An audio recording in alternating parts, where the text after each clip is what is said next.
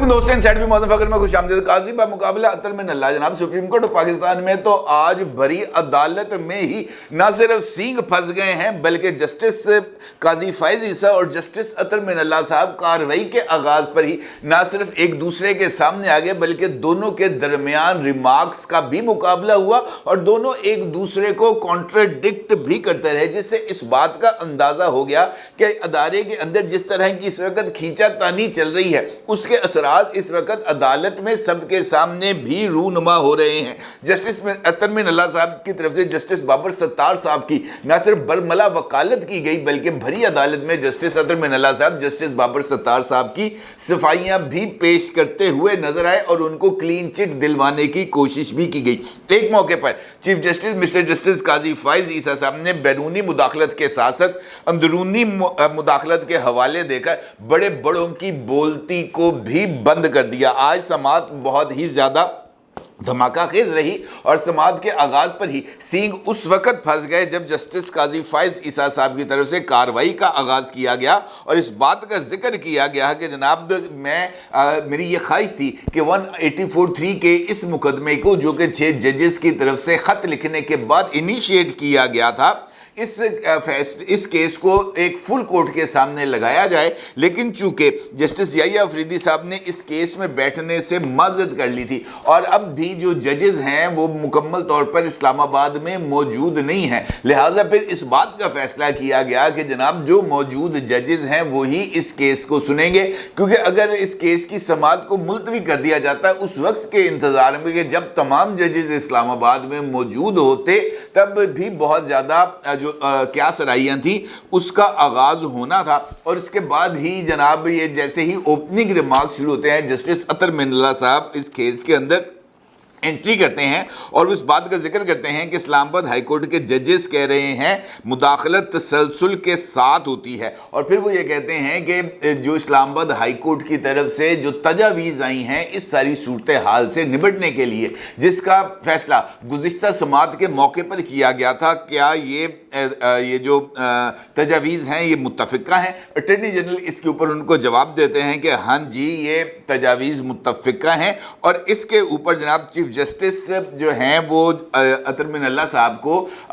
Interrupt करते हैं और उसके बाद वो इस बात का जिक्र करते हैं कार्रवाई के आगाज़ पर ही कि जनाब हमारे मुअज़्ज़ज़ साथी इस वक्त इस बात का जिक्र कर रहे हैं कि अदलिया में मुदाखलत की जा रही है और अदलिया में अगर मुदाखलत की जा रही है तो अदलिया के पास इस बात के इख्तियारात हैं, हाई कोर्ट के जजेस के पास इस बात के इख्तियारात हैं कि वो मुदाखलत करने वालों को मुंह तोड़ जवाब दे सकते हैं। फिर जनाब जस्टिस काजी फाइज ईसा साहब का ये कहना था कि हम बैरूनी मुदाखलत की बात कर रहे हैं, हम फ़ोन कॉल्स की बात कर रहे हैं, लेकिन हम अंदरूनी मुदाखलत का जिक्र नहीं कर रहे क्योंकि हमारे इदारे के अंदर से भी मुदाखलत होती रही है। क्या माजी में चीफ जस्टिस साहब जज साहिबान को फ़ोन करके ये नहीं कहते रहे कि जनाब आपने इस मुकदमे का फैसला कैसे करना है? क्या जो है वो सुप्रीम कोर्ट ऑफ पाकिस्तान की तरफ से किसी खास मुकदमे की समाअत के लिए मॉनिटरिंग जज की तैनाती नहीं की गई? ये भी मुदाखलत है। जब एजेंसियों पर मुश्तमिल JIT बनाते हैं और उनको ये कहते हैं कि जनाब आपने दीगर अफसरान के साथ मिलकर रिपोर्ट तैयार करनी है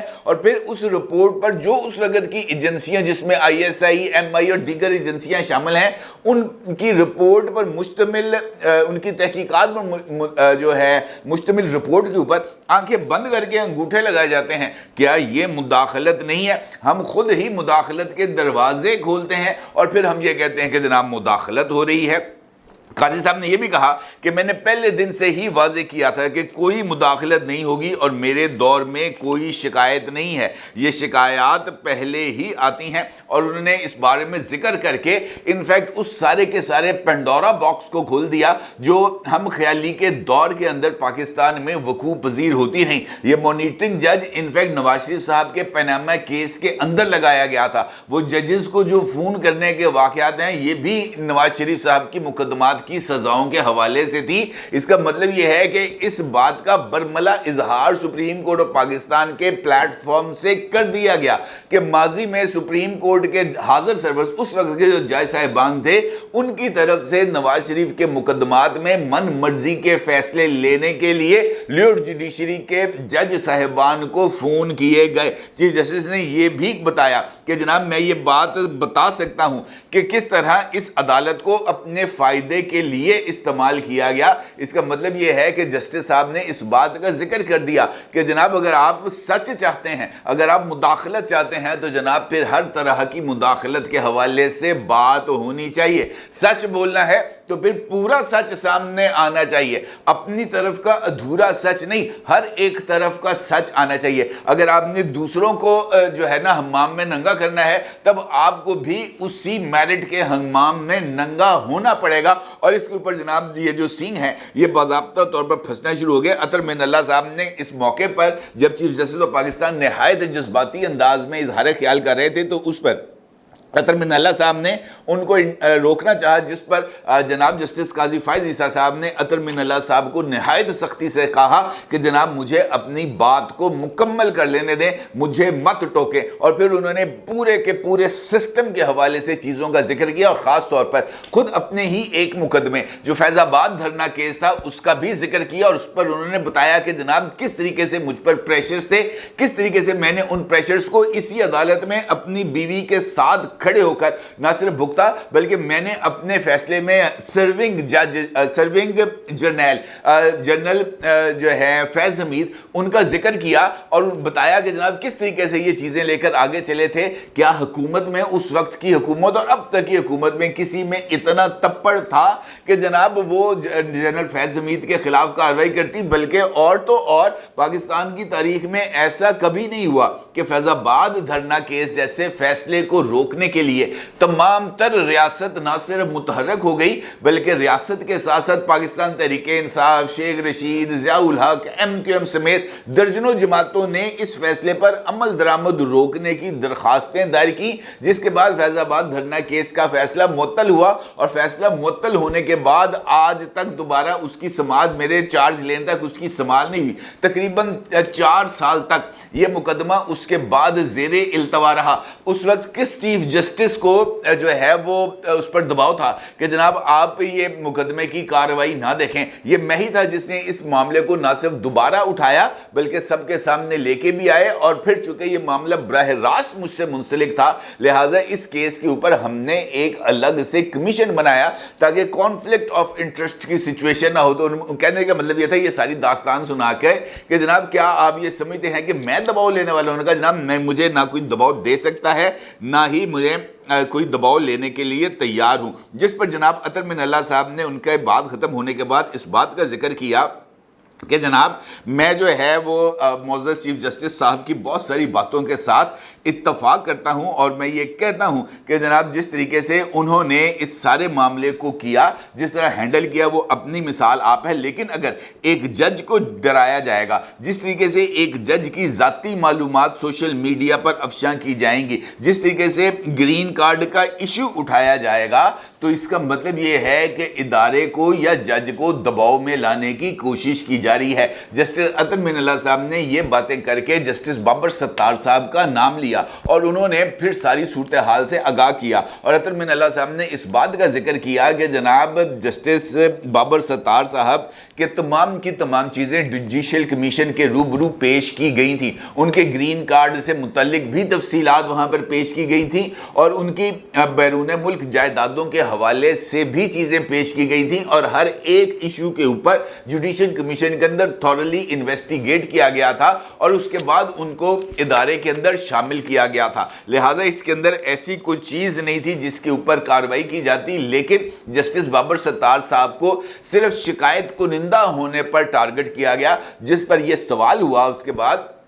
کہ جناب یہ جو 6 ججز ہیں ان میں سے صرف ایک جج کو ٹارگٹ کیوں کیا جا رہا ہے, باقی 5 بھی تو ہے نہیں. پھر ان کو بتایا گیا جناب جسٹس محسن اختر کیانی صاحب کا معاملات بھی اس حوالے سے زیر بحث آئے تھے. اینی ویز اس کے بعد جو صورتحال تھی وہ اس طرف جاتی ہوئی نظر آئی جہاں پر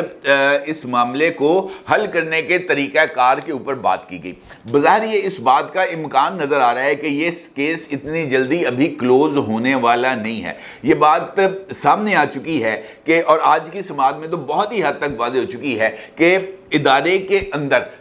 اس بارے میں یہ رائے پائی جاتی ہے کہ that is the high time جب ہم نے اس مداخلت کے الزامات یا اس طرح کی سچویشن کو سامنے ہے. اگر آپ جسٹس جمال خان مندوخیل صاحب کے ریمارکس دیکھیں تو میرا یہ خیال ہے کہ وہ کرکس آف دی سٹوری ہے. انہوں نے کہا جناب کہ یہ کیا بات ہوئی کہ جناب جج صاحب مداخلت کی شکایت کر رہے ہیں اور خود اختیارات ہوتے ہوئے توہین عدالت کی کارروائی کو انیشیٹ کرنے کا اختیار ہوتے ہوئے مداخلت کرنے والے کے کان سے پکڑ کر کٹہرے میں کھڑے کرنے کی طاقت ہوتے ہوئے بھی جج صاحبان اس بات کا انتظار کرتے ہیں کہ کب یہ پنڈورا باکس کھلے گا اور کب وہ یہ سارے کا سارا گند اٹھا کر سپریم کورٹ آف پاکستان کی کٹہرے میں پھینک دیں گے. جج صاحبان جن کے اوپر دباؤ ڈالا گیا تھا انہوں نے خود اس معاملے کو ہینڈل کیوں نہیں کیا. جب آپ دروازہ کھولیں گے تبھی کوئی اندر داخل آئے گا, جب آپ دروازہ نہیں کھولیں گے تو کوئی اندر نہیں آ سکتا. اس موقع پر جناب جسٹس قاضی فائز عیسیٰ صاحب کا یہ کہنا تھا کہ جناب عدلیہ کے پاس تو یہ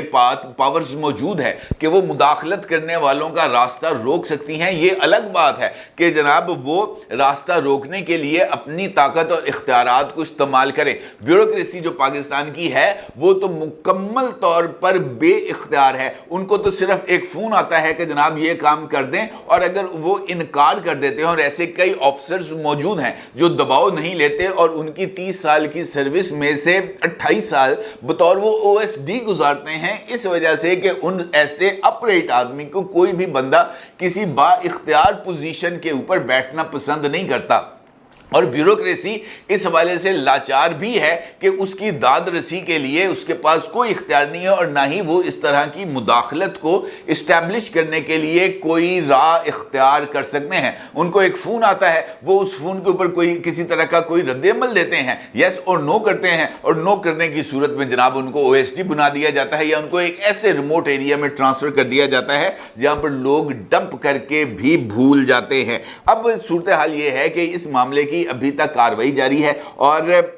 صورتحال اس طرح کی بن رہی ہے کہ ایک قانون سازی کی تجویز سامنے آئی ہے, اور جسٹس قاضی فائز عیسیٰ صاحب کی طرف سے یہ بات کہی گئی ہے کہ فیض آباد دھرنا کیس کے اندر ایجنسیوں کی مداخلت روکنے کے لیے گائیڈ لائنز اور پیرامیٹرز کا تعین کر دیا گیا تھا. اگر ہم حقیقی معنوں میں ریاستی لیول پر اور آرگنائزیشنل لیول پر یہ سمجھتے ہیں کہ جناب ہمیں اس مداخلت کے راستے میں رکاوٹ کو کریٹ کرنا ہے, تو پھر فیض آباد دھرنا کیس کے اندر جس طرح کی پیرامیٹرز کا تعین کر دیا گیا تھا, جو گائیڈ لائنز دے دی گئی تھیں, ان گائیڈ لائنز کے اوپر نہ صرف منو ان عمل کیا جائے بلکہ اس حوالے سے تمام کی تمام ریکوائرڈ لیجسلیشنز بھی کی جائے. دوسرا پہلو اس حوالے سے جسٹس شوکت صدیقی صاحب کا کیس ہے, اس کے حوالے سے بھی آج اس کارروائی کے اندر ذکر کیا گیا, اور یہ بات کہی گئی ہے کہ جناب جسٹس شوکت صدیقی صاحب کو ایک حصے میں تو ان کو ریلیف مل گیا, لیکن ان کے کیس کا جو دوسرا حصہ اسی مداخلت اور بینچ فکسنگ کے حوالے سے تھا وہ ابھی تک انکوائری طلب ہے. لہٰذا اس کی بھی انکوائری ہونی چاہیے, اور وہاں پر بھی مداخلت کنندگان کو, جن میں جنرل فیض امین صاحب کا نام آ رہا ہے, ان کو شکنجے میں لانا چاہیے. اب اس کا مطلب یہ ہے کہ ایک جانب قانونی طور پر یا آئینی محاذ کے اوپر لیجسلیشن کے لیے موجودہ حکومت پر جو ہے وہ دباؤ بڑھایا جا رہا ہے, دوسری جانب ادارہ جاتی مداخلت کے لیے انٹرنلی میکنزم بنانے کی ضرورت پر بھی زور دیا جا رہا ہے. اور یہ بات کہی جا رہی ہے کہ اس صورتحال میں ہائی کورٹس کو با اختیار بنانا چاہیے تاکہ وہ اپنے ماتحت لوئر جوڈیشری کو بھی پروٹیکٹ کر سکیں, اور کسی طرح کی مداخلت کا ہائی کورٹ کے لیول کے اوپر جو ہے وہ جواب بھی دیا جا سکے, اور اس مداخلت کے لیے ہائی کورٹس کو زیادہ اختیارات بھی ملنے چاہیے جو آلریڈی ان کے پاس موجود بھی ہیں, اس کے اندر اضافہ بھی کیا جانا چاہیے تاکہ ان کے اندر بھی ہمت آئے کہ جناب ہم یہ اس طرح کی مداخلت کو روک سکتے ہیں, کیونکہ جب تک اس مداخلت کے راستے میں رکاوٹیں کریٹ نہیں کی جائیں گی یہ مداخلت نہیں رکے گی. لیکن موسٹ امپورٹنٹ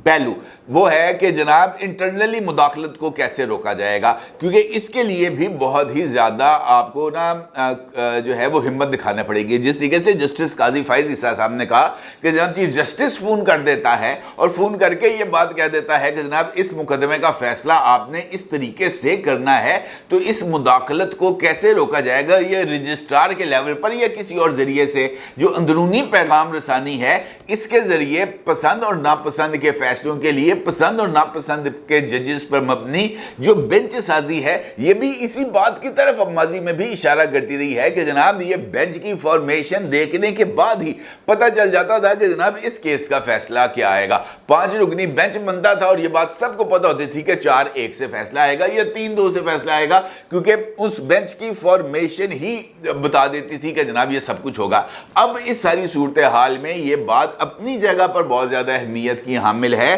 कि इदारा जाती लेवल के ऊपर जो एक्सटर्नल प्रेशर्स हैं उनको तो डील करने के लिए कोई ना कोई रास्ता इख्तियार किया जाएगा, क्योंकि उसके लिए तो इंटेलिजेंस एजेंसीज या हुकूमत तो बली के बकरे हैं, जिधर मर्जी रखे उनको ज़िबा कर दे, लेकिन अंदर बैठे हुए लोगों के जो सूरत हाल है उसको कैसे रोका जाएगा, इंटरनली ऑडिट कैसे किया जाएगा, अपना एहतसाब कैसे किया जाएगा, इदारे के अंदर मौजूद जो एक और इदारा जाती इस्टेब्लिशमेंट डेवलप हो चुकी है उसके रास्ते में कैसे रुकावट पैदा कर दी जाएगी। वो तमाम लोग जो पॉलिटिकल एजेंडा या पॉलिटिकल माइंडसेट रखने के बावजूद अदालतों में मौजूद रहते हुए मनपसंद लोगों को मनपसंद रिलीफ मनों के हिसाब से देते हैं और उन मुकदमात में भी रिलीफ दे देते हैं जो मुकदमात अभी दर्ज ही नहीं हुए होते। तो ऐसी सूरत हाल में जनाब आप किस तरीके से जो प्रेशर्स हैं उनको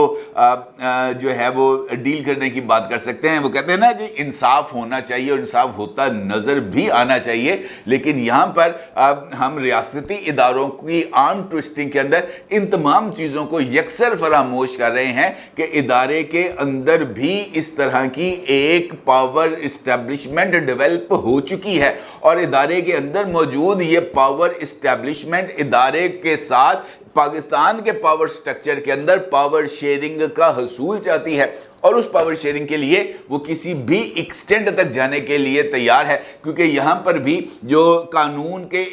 इस्तेमाल का इख्तियार है वो बहुत ही ज़्यादा अनचेक्ड है। क्या इस मौके पर इस इख्तियार के ऊपर कोई चेक लगाया जाएगा? ये भी मेरा ख्याल है सुप्रीम कोर्ट ऑफ पाकिस्तान का एक बड़ा इम्तहान साबित हो सकता है। अपने ज़रूर इज़हार कीजिएगा। आपका बहुत शुक्रिया। अल्लाह हाफिज़।